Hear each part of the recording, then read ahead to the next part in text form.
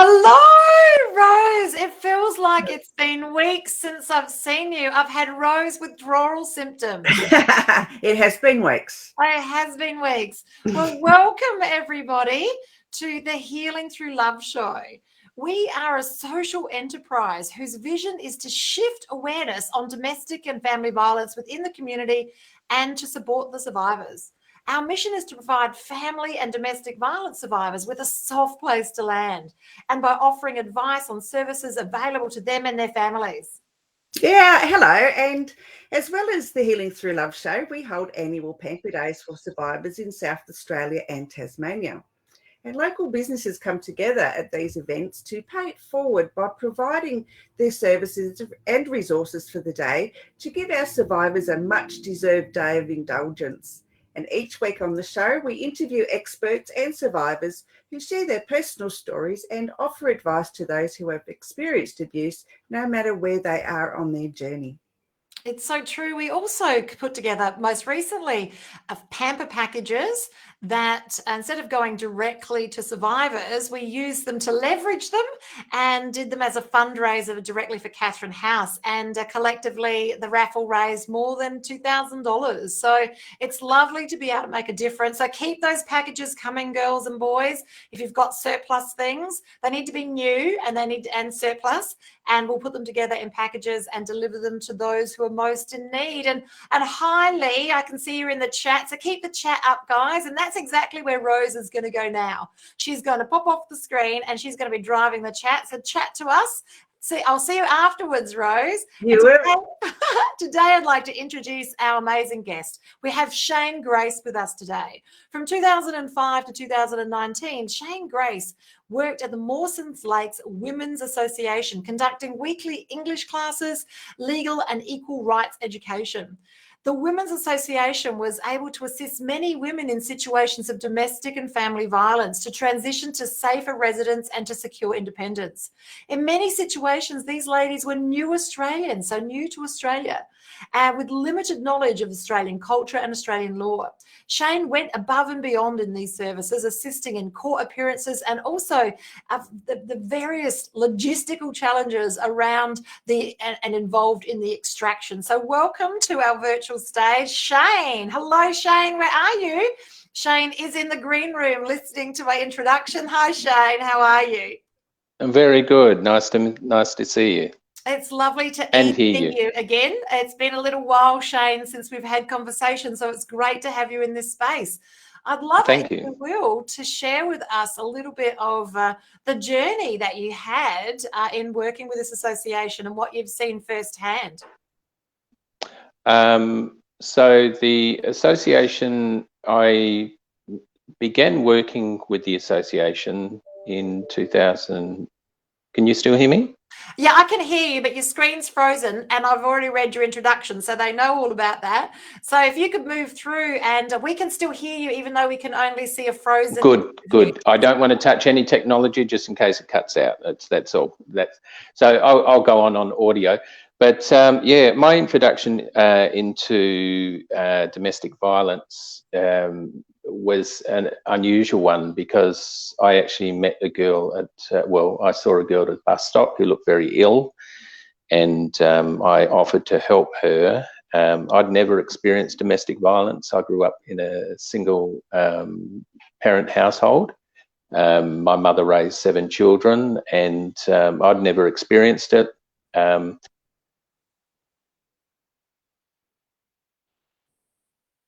Now we've lost audio right now, but Shane was explaining how he met a girl at a bus stop and how she looked unwell, and he didn't actually know what the challenge was. He just was, and the kind-spirited human being that Shane actually is, wanted to engage her to ask for, could she have any assistance? And this is, I'm knowing Shane as I do and spending some quality time with Shane on the phone and virtually. He is a kind soul. And, what lesson can we learn from this, guys? What lesson can we learn? When you see someone in trouble, whatever it is and wherever they are, what we can do is we can, offer assistance. I know as a survivor myself that if someone directly asked me what was happening, I would not have told them what was happening. But if you'd offered me assistance, I would have been more inclined to actually take that help. So, you know, what can we do as individuals when we see someone who might not be exactly where they need to be? They're either scared or they're injured, or they're just not, you know, they're not full of confidence. They're shy, they are jittery, they're uncomfortable. Now, we don't know if that is a challenge from a mental health perspective or if that's a challenge because they're going through something in their life right away. But what we can do is we can lead with, and I love this, grace, and that's Shane's last name. We can lead with grace and hope and faith, and move to see if we can make a difference for other human beings, because we are all in this together.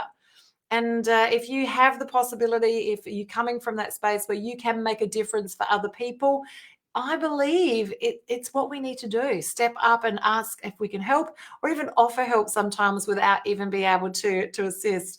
Now, Rose, we've lost Shane completely. So it'd be great to get Shane back, because as much as I love to sit here and have a conversation, it's great to have Shane here, because we really want to find out, you know, what happened after Shane had a chat with this Lacey at the bus station, and how he managed to transition that to working then for an organisation that was all in and around making a difference for people who are survivors of domestic violence. I know, it's such an intriguing start to a story, and I can't wait to see how it finishes. Oh my goodness. So Shane is having some technical issues, but I'm sure he'll be joining back with us in a moment. Have you reached out to him? I have done, yes, as Excellent. I do. So he'll be on his way. Here he is. Hi, Shane. Bye. Hey, Shane, how are you? So Shane, I know you can hear me, but you can't see me yet. But hey, Shane, just so that you know where we're up to, I was just explaining how, reiterating how you met the lady at the bus station, and also like what our listeners can do from just hearing that short part of your story is to lean in and see where we can help people. So continue the story of the lady at the bus station. Actually, that's a good point too, and that is, do lean in and help victims, because a lot of the times the victims are actually trapped inside themselves. But we became good friends. She'd lost her handbag that morning, so I took her around and we got all the identifications back. Now, I had no idea that her husband was already 3 times married. He'd had 3 decades full of grievous bodily harm charges. He was on a fairly high list of being monitored by the police. But I became friends with her and helped her separate from him through the courts. It was a long process. It does take a lot of effort, and it does play a lot on your health as well. But in the end, I actually represented ourselves in court and took him to court after he included 2.5 years of stalking into my private life, in which he followed me overseas. He threatened family members. He found out everything about me. But in the end, I took him to court, and it was seen in our favour. So that repelled him. And that motivated me into joining a women's association and helping other victims with processes of how they can actually help themselves independently. Yes, I love that, Shane. So tell us a little bit about how you were working with survivors, we like to call ourselves, just so you know. So how are you working with the survivors through this women's association? What did that look like? Well, that was in Mawson Lakes. That's a women's association, and probably 98% of those ladies are new to Australia. So in that case, probably 40% of the husbands are previously married several times, which makes them a likely candidate for unbalanced marriages. And in accordance to the Women's Association, we would also take on cases where women needed assistance through domestic violence. So we would hold weekly classes in English classes, and also classes in regards to legal rights and how women can gain independence in the event that the marriage becomes unfulfilling and too violent. and also how to help their family structures and their situations like that. So that's fascinating. yeah, we did that. That's fascinating. Shane, Mm-hmm. can I ask a question then from an outsider looking in? The women that were coming along to the association, that mainly the reason why they were coming along is because they had English as a second language and they wanted to learn English. Is that their first reason for reaching out to the Women's Association? That's the first reason. Yeah, you often found 20% of those women were coming along to the classes for some sort of assistance in trying to gain some sort of assistance in their marriage problems. So throughout that, we actually made it was good, because in the English class we did make a little bit of a oath that in the English class we would have sometimes up to 30 students, that in the event that anybody was noticeably having trouble in their marriage, or any new people, that we could talk openly about it, and that not only the association would assist, but a number of times the other ladies that were learning English as well would assist the victim or victims in the class as well.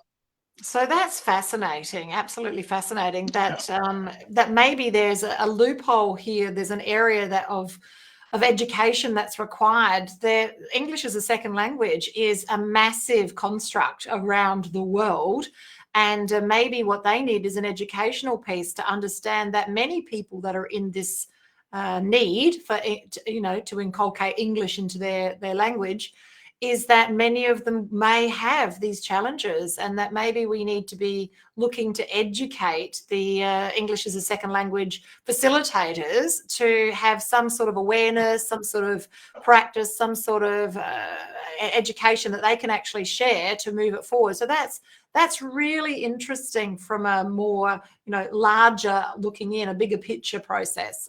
Thanks, Shane. That's a really good understanding. So what did you do then on a daily basis as far as assisting these people moving forward? There was always the situation in the class that if on the extreme that they needed assistance and privacy, they could approach me after class. In quite a few cases there was victims like that, but in the classes itself we established a number of different categories, like you said, because these ladies are from another country, and culturally women in Asian countries are, how can you say, formed to be more submissive in the marriage. They're not to really stand up independent. They're more in countries of interdependence rather than independent. So a lot of the class was formed to establish in the women's mindset that this country supported women to be independent in the event that their lives are at risk, if they're receiving violence on a daily basis, and to educate them on a lot of the tricks, because the legal system in their country is very different to the legal system in this country. Either country also has those loopholes where perpetrators use them quite willingly on the victims as well. One example here in Australia that is probably used quite frequently is that when victims are in a violent marriage, the perpetrator will often say to the victim, if I kill you, I would go to a doctor and I would just be certified insane and I would not serve any time. And reiterated that to a victim over and over again, the victim is more than likely to comply to the perpetrator. One of those things in class that we would establish through methods of psychology, just to how women should try and understand that situation and how it's not to be used on them under situations of control and how they can understand it a little bit more clearly. So yeah, that was one method, but there was a lot of understanding towards the legal rights as well, the court process, which I find is quite empathy fatigued when it comes to victims. So we would go into some pretty ground level case studies of how they can work themselves towards working with the legal system, especially in separations, and how we would role play towards filling out affidavits, reports. In some cases, some of these women would have to fill out reports several times, or even dozens of times, before any action was taken. So we would role play those situations, and that was interesting because, based on the fact that their English was their second language, yeah, some of it was quite light-hearted, but overall it did give a very good fundamental into how these ladies could communicate on a conversational level, on what they needed to express clearly to the authorities. Because a lot of these Asian countries, the police or the authorities are actually often seen as the people that you don't want to go to. Whereas here in Australia, the authorities are the people that you do want to go to, but you must communicate clearly to them and efficiently. So a lot of the classes were centered around that as well. Wow, that's fascinating. So, you know, we're talking cultural exchanges here, people coming from a different background, and then, you know, they're here under duress sometimes. They might not even want to be in the country. And then, you know, having that opportunity to learn English and seeing this as an opportunity to share our culture and the rules and regulations around how we deem human rights here in Australia and how that's different from other countries. So it really is quite an educational piece. Yeah, the understanding of cultural legalities in both countries and how it affects people coming into this country is a huge thing as well. I think that the government would do themselves huge favours if they educated a lot of the migrants on helping them to understand that the legal system here in Australia is very strong and very helpful, whereas there's, you know, huge amounts of domestic violence that are still going through this country through migrants that are not knowing or trusting the authorities, so they don't report it, and it goes on for decades. Yeah, you know, the whole domestic violence and family violence piece is like a jigsaw puzzle, Shane. There are so many aspects of it, not just sort of lifting how the survivors feel about themselves so they become resilient and bulletproof, if you like. Then there's also lifting that awareness in and around the educational piece about how the rules and regulations in this country are different. And then, you know, helping other people that are outside looking in, you know, like the lady at the bus stop, you know, where can we use our own level of intuition to see there's something not right here, not making assumptions, just asking questions and just open-heartedly, you know, offering assistance, how we could then, you know, bring light to a darker subject and help empower them move forward. And I think it's about having all of those resources understood as well. And I know here at Healing Through Love, a great deal of what we do is educational pieces around what is available, both in our interviews here on the program, but also with our pamper days. We have people from women's associations and also Al-Anon and all of the other different groups that can support people in this area come along and offer education. But it's interesting, people come to the pamper days more for the feel good than they do for the education, but they need more education than they need pampering. It's so true. Shane has just slipped off the screen for a moment. He's had some tech issues. He won't be, I'm sure he won't be long. But, you know, that does bring us to, you know, where are we and how can we bring these educational pieces to the people that need them the most? How can we bring them to the people that are going through the process, the people that are surviving this on a daily basis?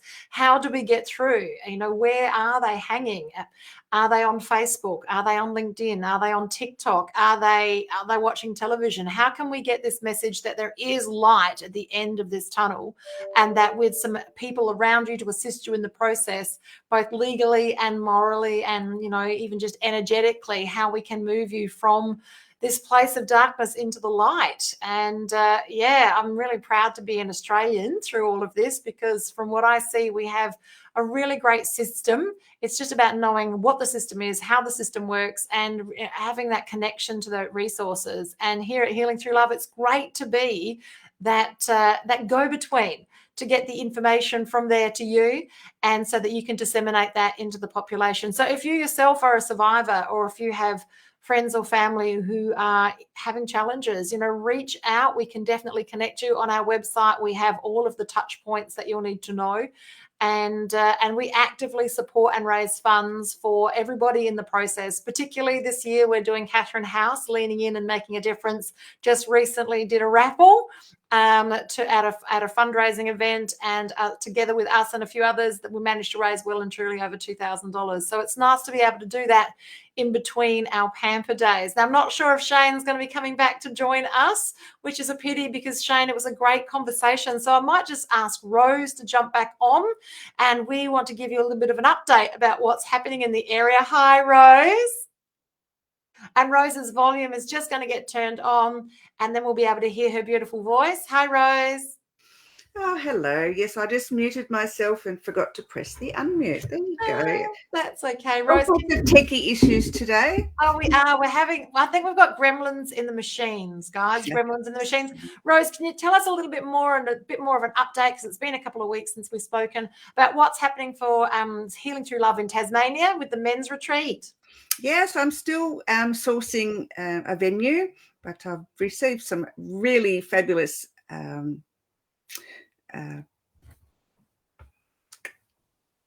options. That's what I'm trying to think of. I couldn't think of it. Sounds like two words. Yeah. So, and I've also, just to let viewers know, I've also reached out to the city of Adelaide to see if they can source us a permanent venue for our Pamper Days in Adelaide. So I'm just waiting to hear back from them for confirmation of a room that they can gift us for infinitum, I guess, for the the duration of our Pamper Days. So that's really great. I'm going to be doing that for the same in Hobart too. I'll be writing to the city of Glenorchy and to the city of Hobart to see if they will gift us a room for the same things, because unfortunately the showgrounds is no longer available here in Hobart, because they're being renovated. So I would take this opportunity during the C word to renovate as well. Absolutely. Anyway, can you hear me? Welcome back. Hi, Yeah, just Jane, a moment. I'll just hide out and we'll get That's back to you. Right. So Shane, so Rose has just jumped off. She was just treading water and telling us about our Tasmania event that we've got coming up, which is going to be a retreat for men, in and around men that have survived family and domestic violence, which we're very excited, because it's our first venture into support. Oh, lovely. That sounds good. Of the species. So we're a bit excited about that. So Shane, we were talking about the assistance that you offered, and we did bring to light the education around, you know, that people that are offering English as a second language, maybe we could do some educational pieces for them so they could have a little bit more awareness in and around the likelihood that some of their students are going to be survivors themselves. Yeah.